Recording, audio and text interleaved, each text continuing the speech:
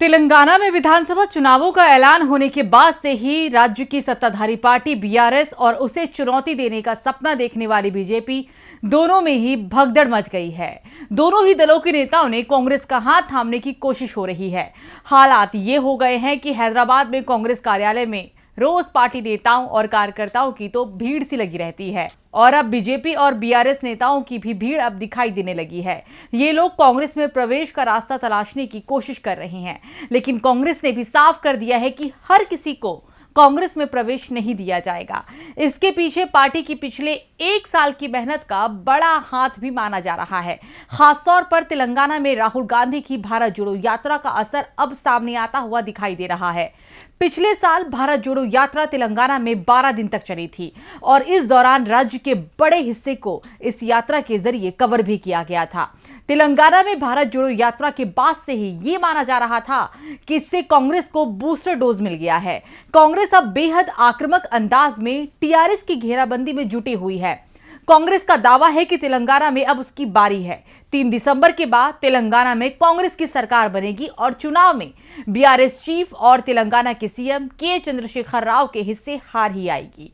वहीं अब एक बार फिर से पिछले 2 दिनों से राहुल गांधी तेलंगाना के दौरे पर है और बीआरएस और बीजेपी समेत कई दलों की घेराबंदी करने में जुटे हुए हैं। तो क्यों राहुल ने डाल दिया है तेलंगाना में डेरा? राहुल के तेलंगाना में जाने से क्यों हो गई है बीजेपी बीआरएस परेशान? इसी पर आज हम करेंगे विस्तार में चर्चा। नमस्कार, मैं हूं सुरभि। तो चलिए शुरू करते हैं आज की स्पेशल रिपोर्ट। तेलंगाना विधानसभा चुनाव के लिए 30 नवंबर को वोट डाले जाएंगे, जिसको लेकर कांग्रेस ने चुनाव प्रचार के लिए अपने स्टार प्रचारक राहुल गांधी को मैदान में उतार दिया है। गुरुवार को राहुल गांधी के तेलंगाना दौरे का तीसरा दिन था। उन्होंने सुबह सुबह गांव की महिलाओं के साथ संवाद किया। इस दौरान राहुल ने भारतीय राष्ट्रीय समिति और बीजेपी पर जमकर निशाना भी साधा। राहुल गांधी ने अंबतपल्ली गांव में महिलाओं के साथ संवाद करते हुए सीएम केसीआर और उनके परिवार ने 1 लाख करोड़ रुपए चोरी करने के लिए कालेश्वरम परियोजना को एटीएम के तौर पर इस्तेमाल करने का आरोप लगाया। तेलंगाना में बीआरएस और केसीआर की सबसे बड़ी लूट और घोटाला का जिक्र करते हुए उन्होंने कहा, तेलंगाना की जनता से 1 लाख करोड़ रुपया यहाँ चोरी किया गया था और यहाँ पे किसी का फायदा नहीं हुआ है। इसलिए मैं अपनी आंखों से देखना चाहता था यहाँ हुआ क्या है। यहाँ पे हमारे जो वर्कर्स हैं, ये आप बिल्कुल सही कह रहे हो, हम टीआरएस पार्टी का एटीएम है, मगर इसको आप थोड़ा बदलो।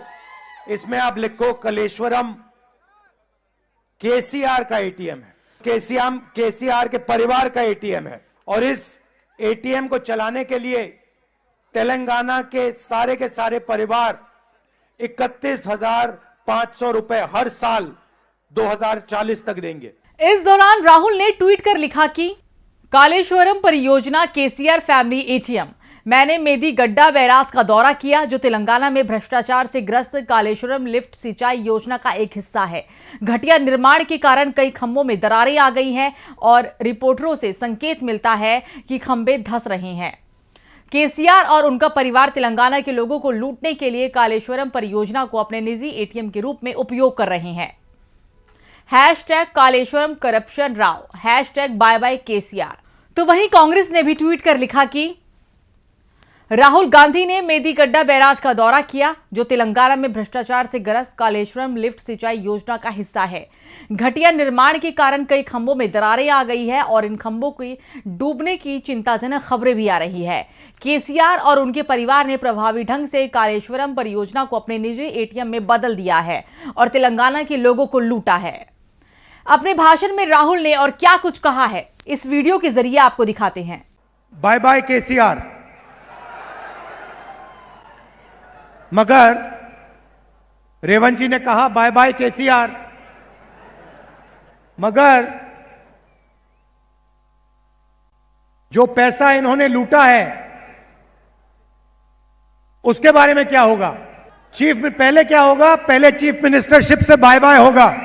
उसके बाद जो केसीआर जी ने तेलंगाना की जनता से पैसा लूटा है उसके बारे में सवाल पूछे जाएंगे। मैंने मन बना लिया है कि जितना पैसा आपके चीफ मिनिस्टर ने आपसे चोरी किया है, उतना पैसा कांग्रेस पार्टी आपकी जेब में वापस डालने जा रही है। मैं नरेंद्र मोदी नहीं हूं, जब वायदा करता हूं तो उस वायदे को पूरा करके दिखाता हूं। मोदी जी ने कहा था 15 लाख रुपए हर बैंक अकाउंट में डालूंगा। आपके बैंक अकाउंट में 1 रुपया नहीं आया। अदानी जी के बैंक अकाउंट में लाखों करोड़ रुपए चले गए। तो जब हम वायदे करते हैं, हम उन वायदों को पूरा करते हैं। मेरी लोकसभा की मेंबरशिप रद्द कर दी। मेरा जो घर है, सरकारी घर, वो ले लिया और मैंने खुशी से इनको घर दिया। कहा लो ले जाओ अपना घर, मुझे नहीं चाहिए। पूरा हिंदुस्तान मेरा घर है, पूरा तेलंगाना मेरा घर है। करोड़ों लोग अगर मुझे जरूरत पड़े तो करोड़ों लोग मुझे अपने घर में रहने देंगे। कोई ईडी का अफसर उनके घर के सामने नहीं खड़ा। इनकम टैक्स वाले कोई सवाल नहीं पूछ रहे, क्योंकि आपके चीफ मिनिस्टर और नरेंद्र मोदी एक साथ मिले हुए हैं। तो आप ये समझ के चलिए कि लड़ाई कांग्रेस पार्टी और बीआरएस के बीच में है। पहले यहां पे बीजेपी छाती फुला के घूम रही थी। पहले यहां बीजेपी के लोग छाती फुला के घूम रहे थे। कांग्रेस पार्टी ने उनकी सारी की सारी गैस निकाल दी। चारों टायर उनके पंचर कर दिए। अब उनके नेता यहां आके कहते हैं हम ओबीसी का चीफ मिनिस्टर बनाएंगे। अरे भाई, यहां आपको 2% वोट मिलेगा और चीफ मिनिस्टर कैसे बनाओगे? अगली बार प्रधानमंत्री अमेरिका जाएंगे, कहेंगे मैं अमेरिका में ओबीसी प्रेसिडेंट बनाऊंगा। ना आप अमेरिका में प्रेसिडेंट बना पाओगे, यहां आपका चीफ मिनिस्टर बनेगा। अच्छा, दूसरी तरफ एमआईएम, जहां भी कांग्रेस पार्टी चुनाव लड़ती है, महाराष्ट्र हो, राजस्थान, उत्तर प्रदेश, जहां भी हम जाते हैं, वहां पे जादू से एमआईएम के कैंडिडेट आ जाते हैं। और सारे के सारे कैंडिडेट जो आते हैं वो बीजेपी की मदद करने वाले कैंडिडेट आते हैं। राहुल ने अपने भाषण में साफ शब्दों में मोदी पर निशाना साधते हुए कहा कि कांग्रेस जो वादा करती है उस वादे को पूरा करती है। राहुल यही नहीं रुके। एआईएमआईएम पार्टी पर गंभीर आरोप लगाते हुए उन्होंने कहा कि तेलंगाना में एआईएमआईएम पार्टी भाजपा से पैसे लेकर चुनाव लड़ती है। उन्होंने कहा कि एआईएमआईएम कैंडिडेट को चुनाव लड़ने के लिए पैसा देती है। जहां भी कांग्रेस पार्टी चुनाव लड़ती है वहां एआईएमआईएम कैंडिडेट जादू से आ जाते हैं। भाजपा उनकी मदद करती है। राहुल के इस आरोप के बाद एआईएमआईएम के मुखिया असदुद्दीन ओवैसी तिलमिला गए और उल्टा राहुल से ही सवाल कर पूछने लगे कि क्या आप अमेठी का चुनाव मुफ्त में हार गए थे या पैसे मिले थे। उन्होंने सोशल मीडिया एक्स के जरिए राहुल से 4 सवाल पूछे हैं। असदुद्दीन ओवैसी की राहुल गांधी से सवाल, 2008 न्यूक्लियर डील में यूपीए को सपोर्ट करने के लिए हमने कितने पैसे लिए थे।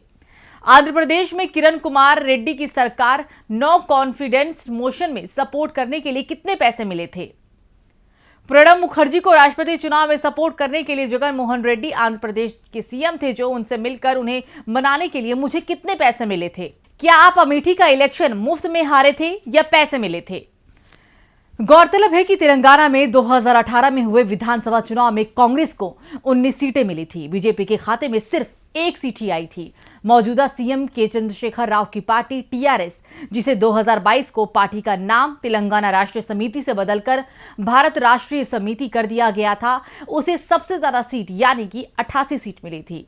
और वहीं मौजूदा स्थिति की बात की जाए तो सत्ताधारी पार्टी के पास इस वक्त 119 विधानसभा सीटों में से 101 विधायक हैं। असदुद्दीन ओवैसी की पार्टी एआईएमआईएम के पास 7 विधायक है, जबकि कांग्रेस के पास 5, बीजेपी के पास 3, एआईएफबी के पास 1 और एक नॉमिनेटेड और एक निर्दलीय विधायक है।